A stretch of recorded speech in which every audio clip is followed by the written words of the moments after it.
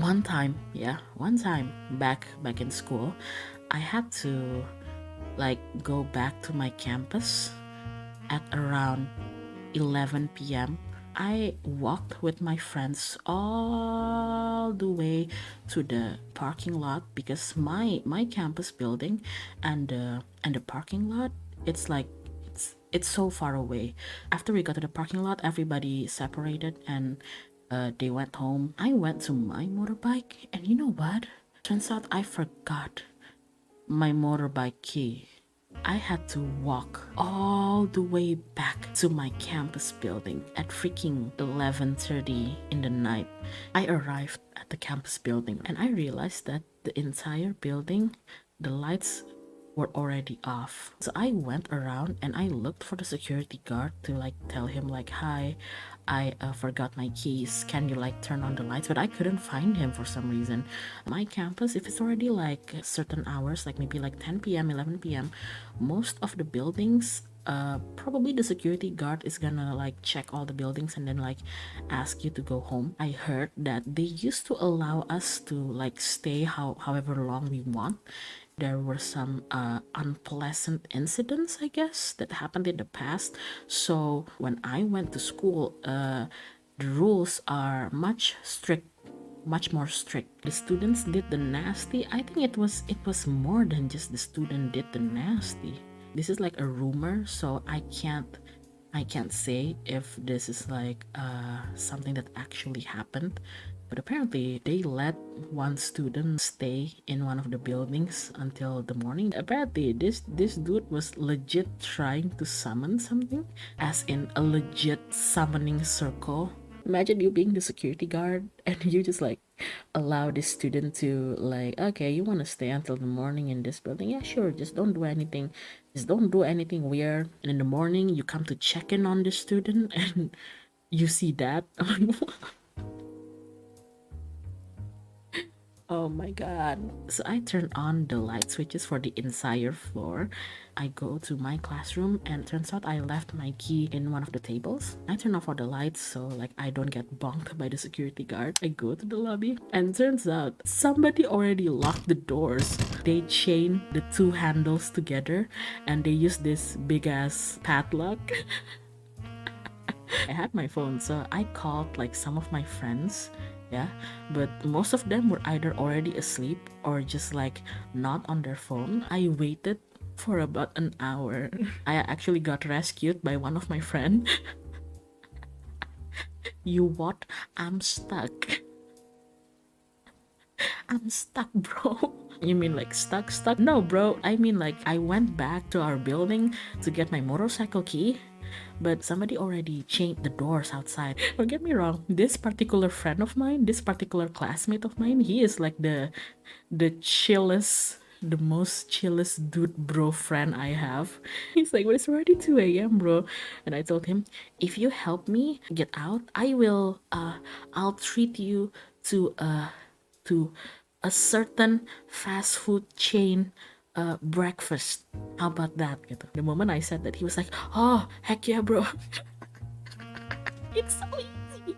I waited another like half an hour and then he comes and the first thing he does is laugh. And I hate it because I'm stuck. There's just this glass between us. I can't punch him. I was like, okay, bro. Now what? Like, and then he's like, bro, what if we just break the door? And I'm like, it's glass, you idiot. It's gonna be loud as heck. And he's like, okay, if we're not gonna do with plan A, then I guess like we're gonna go with plan B. And I'm like, how many plans do you have? He's like, two. And then he pulled out a dang bolt cutter out of his. I expected him to like bring some little tools or whatnot, but but like gaji, oh my god. He's also like a motorbike dude and everything, and he likes to like handle machineries. So he has a lot of tools. You know, the first thing when I called him, one of the first thing he told me was like, "Oh, wait, Hyun, can't you lockpick?" And I'm like, you dumbass. The lock is outside of the glass door.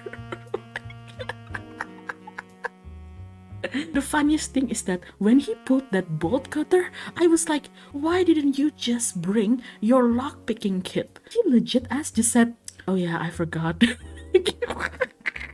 When you said that there was chains and everything, I got so excited, so I grabbed the bolt cutter, but I didn't think about lockpicking, dang. This doesn't even get to the funniest part of the story, hold on. He used the bolt cutters on the chains, and I'm finally free. I told my friend, like, bro, what do we do? They're gonna freak out in the morning. And this friend, he legit thinks for a minute. He's like, huh, oh yeah, that's true. Do we just tell them? And I'm like, I guess we should tell them. And we were already like walking. Then my friend stopped and he's like, oh wait, I got an idea. He starts like rummaging around his bag. And I'm like, what are you doing? He's like, I'm looking for something, hold on. He pulled a raffia string, a plastic rope, and he starts tying it on the door handle in place of the chain. I'm like, how the hell? How the heck is this supposed to like be safe and prevent robbery? And all he does is just laugh and like, no, it's okay, bro. Like my knot is pretty strong. It's okay. Don't worry about it. And I'm like, what do you mean? I don't have any doubts to how strong your knots are. I'm talking about, do you realize that there is this invention that people have called a scissor? This guy is hilarious, but he never tries to be funny. He is the comedy, you know? He's like, alright, that's good. Okay, pack it up. We're gonna pick up your motorbike. Okay, let's go. I also eventually just did oh my god, you know what? Screw it. Okay, we're going home. And like midway while we were like walking to the parking lot, salah satu gerbang yang kayak nge-connect antara si gedung kampus sama si tempat parkirnya ini tuh udah dikunci. I was like, bro, like, what do we do? And he's like, bro, okay, Hyona, bro, get on my shoulder. I'm like, what? He's like, get on my shoulder. I'm like, okay, like, if you say so, bro, okay, if you say so. This freaking idiot, when he like stood up and had to like carry me in his shoulder, he did you know the thing that dudes do on gyms where they like roar while lifting weights? He did that. Freaking idiot. He did I had to like smack him in the head, you know? He's like, ow, why did you hit me, bro? And I'm like, you shut up. We're gonna get caught. Shut up. Shut your mouth. Like, he put me on top of the gate and like I jumped down on the other side and I'm like, okay, bro, you want me to like pull you up? He's like, no, bro, I got it. And he starts monkey climbing up the gate. Man, Doc, your friend's a real himbo, and bro, he is. We were like, coast is clear, so we walk all the way back to the parking lot. He told me like, wait, Hyun, what are you gonna do after this? I'm like, go home and sleep.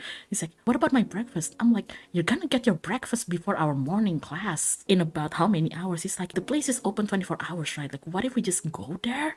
And I'm like, you do realize that the urgency of me calling you to help me is that I wanted to go home and sleep? And he's like, yeah, I know, bro, but you can sleep while waiting for breakfast at the restaurant. By the time that we were having this conversation, it was already like 2 a.m. going up to 3 a.m. So I get it. But I was like, how do I sleep in the freaking restaurant? He's like, it's okay, bro. I will watch over everything. I'm like, you're not gonna sleep? And he's like, no. The funniest part is that we did all of that for one reason, which is to get my motorbike key. But what ended up happening is that we took his motorbike to go to the restaurant. I'm like, wait, why are we taking your motorbike? And he's like, I don't know. And I'm like, then what was the point of me going back and getting my motorbike keys? And he's like, I don't know. Here's the thing. If you think that in this friendship that I'm the smart one, no, I'm not.